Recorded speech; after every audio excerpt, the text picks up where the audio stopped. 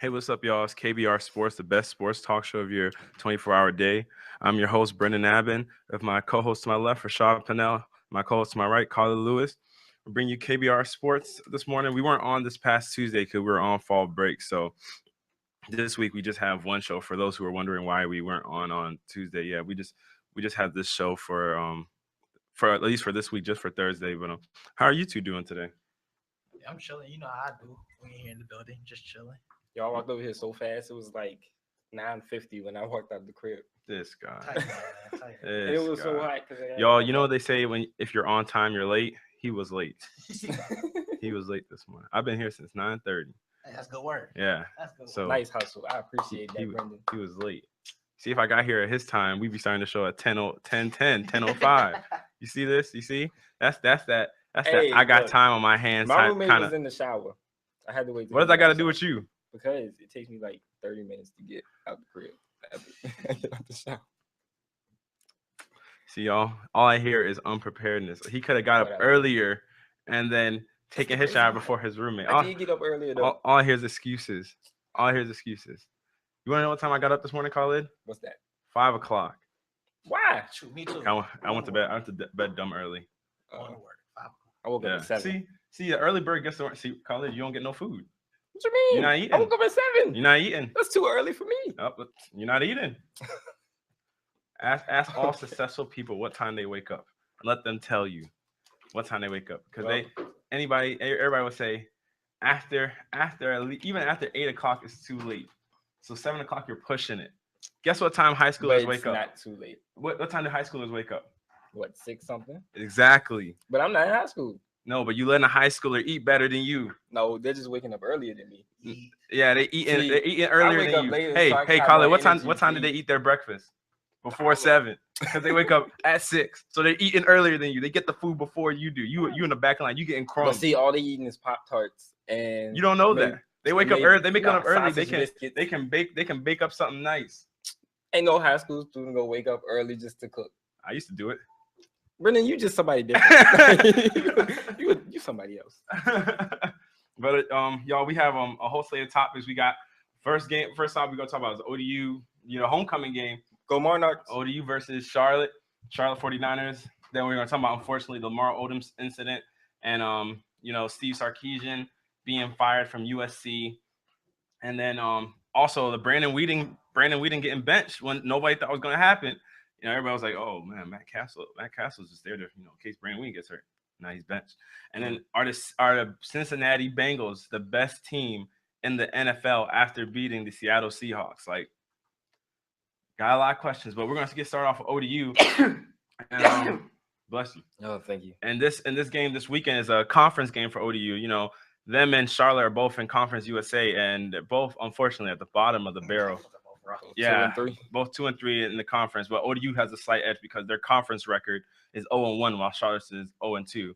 So, Khalid, let me hear your thoughts about the game and what ODU needs to do going in, and how you think the outcome of the game can reflect on their stand. Well, actually, they're staying in the conference. If they lose, they'd be at the bottom of the conference. So, let me know how you feel. Yeah, because they're both 2-3, but right now ODU has the better conference record. But if they lost, they would fall to 2-4. Mm-hmm. Charlotte would be 3-3. So let me know what you think about what ODU needs to do to get the win and how important the win is for them. I definitely think this is a pivotal game for our conference. We definitely need to win this, because it is a conference game. We will get one up in the conference. Looking at the matchup, Charlotte is basically almost kind of just like ODU in a sense. They have like a strong running game. One of the three. He had one of the 3 best runners in the conference, and just like us. So we both have the 2 of the 3 best runners in the conference going, like playing during the same week. Yeah. So I think, and their defense isn't good. I think they're ranked 12th overall in yards allowed or something. I mean, yeah, something like that. And then we're just ranked right below them. So it's kind of like facing each other. They have a strong running game and a weak defense. So I do think we need to focus a lot on the running game. And much like how they'll do us, we got to definitely limit them to definitely a whole lot more less yards, a whole lot more, yes, lesser yards than they should be getting. If that's like our key point to winning this game. So if you feel like they're like a mirror copy of ODU, then what do you think what's the focal point that ODU has to do in order to stop? Like what focal point on offense do they need to make in order to stop, like, or defensively, what should their keys to victory be as far as stopping Charlotte's offense? Definitely the ground game. Focus a lot on that. If they switch it up and try and pass, just stay alert. ODU, we don't have a good defense, so we need to manage what we can do so that we can like adjust to their offense, because their offense is similar to ours. So if we look at practicing against our offense, we can kind of like adjust to like their kind of play style. Yeah. All right, Rashad, what do you think?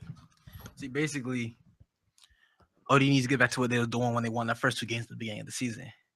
That's a strong ground and pound game. Ray Lowry running the ball.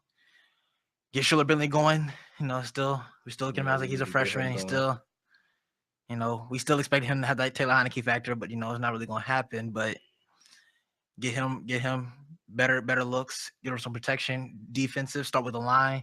You need to get some pressure on the quarterback and on the running back in the backfield. You can't let the running back just keep. Especially this running back, you can't let him get to second level, third level on each run. Yeah, because that's going to be big points. Time off possession. That means less time for ODU to have the ball. More time for them.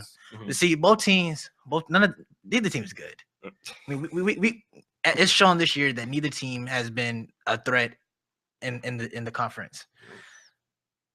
We're losing by 49. They're losing. They're allowing 73 points per team. So both teams is giving up basketball scores. So basically, both teams' key points of this week should be defense. Both need to stop the run. We need to get our run going like we did the first 2 weeks, where he was top in the nation rushing. We need to basically focus on that. That way, give Schuller Bentley some time. Let him find his receivers, get receivers going, get him going, and progress that way. Yeah. Well, I agree with you, because our defense is just like horrible. It's bad, man. Like, I think the average yards, like you were talking to how many yards they allow per game. I think they allow Charlotte allows about 324 yards per game. And I think we allow 333 or something like that. We allow 394 yards per game. And it's like, you have to, if you're going to allow a team to dominate you on the ground game, they're going to dominate time of possession too. That means your defense stays on the field a lot more, and your offense is going to get a lot less opportunities. Like last week against Marshall, last week we actually had a good ground and pound game, but most of our losses, if you actually check it, most of ODU's losses, like against NC State, Ray Lowry had 11 carries, he only had 15 yards. That's terrible. That's like 1.8 yards a carry. And then who did we play 2 weeks ago? I think he had about Appalachian State. Yeah, Appalachian State. Yeah, that's right. I think he had about 8 carries for 22 yards. That's not. The reason his numbers decline is because the team gets down too early in the game, and you're forced to pass the ball, and then you're getting 3 and outs quick because you can't move the ball, clock stopping. They get the ball, they put more points on the board. So honestly, that's making our defense look worse than probably what it actually is, by having the clock stop several times on incomplete passes, short 3 and outs, quick 3 and outs, not having time of possession, not moving the ball. And that gives the other offense the ball to, destroy defense. That's how most defenses are. Like, a lot of defenses are better than what they actually are, but because they're on the field so much, they look worse than what they actually are. Yeah. So by us being down early, that means we stop giving the ball to Ray Lowry. We throw the ball more, meaning he's losing carries, he's losing productivity, and go ahead. It's not even carry. Here's the thing about the summary of the scoring drives from last week when we played Marshall. They only scored 7 points in the first quarter, right? They had 14 in the second quarter. So that means that at halftime it was 14-0. Then they scored again in the third quarter, which I see what your point is. Once you get to the third quarter and they score again and it's 21-0, then you're like, okay, skunk is kind of getting put into play. But I mean, when you're down 14-0, I mean, granted, they ran the ball well against Marshall, so Marshall's not a good example. But And Ray Lowry actually had our only touchdown when we played Marshall, and where he ran 29 times for 160 yards. But it's like against those other teams, I just wonder because I mean, like we lost 49-0 to Appalachian State and to NC State when we lost. It was just like I feel like they tried to get him the ball, and he just was ineffective. Like he just got stopped entirely. Like, I feel like NC State was like that team that was like, we're gonna sack the boss and force Schuler Bentley to beat us. And I haven't really seen Schuler Bentley turn over the ball terribly until last week, and he threw 2 picks last week. Yeah. And that man was awful last week. It's 13 of 35. That's so many incomplete passes. That's so many times the clock stopped. Yeah, and that's so many incomplete passes. And your defense is gonna you're gonna force your defense on the field a whole lot more. And you're gonna get tired out. Exactly. Can I say something? Yeah, go ahead. All right, so back to talking about the running game, how it doesn't work against Appalachian State when they lost 49-0. It was 7 points in the first quarter, so you still run the ball. Yeah. 28 in the second quarter to 0. 20-0. So that's where the running game disappears at completely. Can you check the time of possession they had? Can I check time for that game? Yeah, just to see the comparison of like how long they held the ball, because blown out in the second quarter. Because I know at least with Marshall, Marshall dominated us in time of possession, 34 minutes and 26 seconds to 25 minutes and actually, I feel like we just it was 20. They held the ball for 32 minutes and 3 seconds, while we had the ball for 27 minutes and 57 seconds. So it's like you can see how other teams, and we lose the turnover battle. So that means you're giving the other team more. And we have 4 turnovers to Marshall's 2, and 2 of those turnovers were Schuler Bentley's picks. So when you're throwing the ball, when you're just giving the ball away to the other team, you're just inviting them to just keep going at your defense. And I mean, ODU's defense isn't great to start with, but you don't want to keep throwing them into the fire. Like most teams, that's why you build a run game, to mask your defense, so you can dominate the time of possession, or you just dominate through short passes, short yardage gains, so that you chew up clock. So your defense either gets time to rest, or that's just sometimes the tempo of your offense. But when you can't get the ball moving, you're just asking so much of your defense. I mean, we've seen that even in NFL games, or even games like with Ohio State and stuff like that. When Ezekiel Elliott isn't effective, Ohio State's defense is put on display a lot more than they want it to be. Or Alabama's defense when Derrick Henry's getting limited. I mean, Alabama's supposed to have this great Nick Saban defense, but Alabama's hasn't looked like the championship team everybody's thought they should be from years past. And for ODU said you don't have that kind of talent that I mean, obviously we're not even ranked AP 25 or AP 20 top 25, but from the drop off that we've had in talent from our past years, even though we did change conferences, or we did change divisions, from AA up to triple, but it's like you're asking so much of a defense that isn't there. Yeah, that isn't there, and then you're losing like games against teams that everybody was like, oh well, you could have, y'all could have been, like when we lost 49-0 to Appalachian State, like it's like, dang, like did you Yeah. So Appalachian State's time of possession was 35 minutes and ODU's was 24. But see, basically how it goes, it went from they only had the ball for 5 minutes in the first quarter. Appalachian had it for 10. Then it was, the second quarter was balanced out. That's before they went on their big, 28-0 run. That's when you still can run the ball and stuff. So Ray Lowry was getting going. So then the second half, it was 7 minutes for ODU in the third quarter, and then 3 minutes in the fourth quarter. Are you serious? 3 minutes in the fourth quarter. Yo, that's terrible. That's how you dominate. That's just how you take away dominate time. You know what I mean? Like a team doesn't even get a chance to 3 minutes. Like, bro, that's how much a bench 30 player seconds. plays. That's the huddle right there.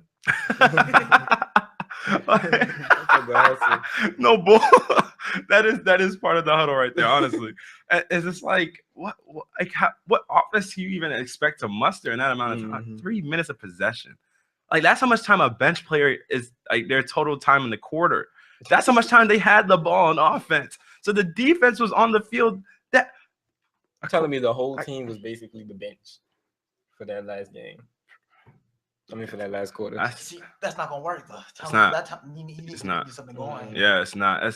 And especially with this being your homecoming game, and this is a conference game. This is like a pivotal game that y'all need to, especially if it comes down to divisional records, where right now Western Kentucky and Marshall are leading the conference at 5-1. And ODU, I mean, you already dropped the game to Marshall, which is why they're sitting at 2-0 as far as the conference goes. So you have to start winning your conference games. If you start losing them and you fall behind deeply, if they lose this game, I think ODU drops to 0-2 in the conference. So then, you know, you have a kind of a hill to climb if you still anticipate to win the conference. And, you know, especially with half the season already essentially gone, you kind of got to turn things around really quickly and get things figured out. Like Schuler Bentley has to play a lot better because you can't expect a running back to carry the team on his back throughout the whole. He's not Adrian Peterson. He's not Todd Gurley. He's not Leonard Fournette. He can't do those kind of things. Like, you know, you gotta give him some kind of help. You gotta be productive in the pass game. When you're throwing for under his season, completion percentage is 50%. So if you're throwing under, and last game against Marshall was 13 of 35. Yo, that's terrible. That is terrible. Like you can't. For one, your season completion percentage should not be 50%. And he's stolen 3 touchdowns to 5 interceptions on the season. So Schuler Bentley has to play a lot better. And Todd Gurley? Earthquake? Of those names, Todd Gurley? Well, I mean, he's no, I'm about 30 times, I understand. No, I'm talking about when he was in Georgia. Okay. No, I was comparing college running backs. You said AP. Yeah, AP when he was at Oklahoma. Okay, Yeah, okay. I'm talking about college running like that carried like legit the team on their back. So like Todd Gurley did that for Georgia until he got hurt. Leonard Fournette is doing it right now, and Adrian Peterson. I've never the only person I've seen do what Adrian Peterson honestly did at Oklahoma is like what Leonard Fournette's doing right now. That's why I mentioned them too. Todd Gurley was Todd Gurley didn't get to finish the season, but that man had almost 1,000 yards without even finishing the whole year. So it's like he was having a beastly season. But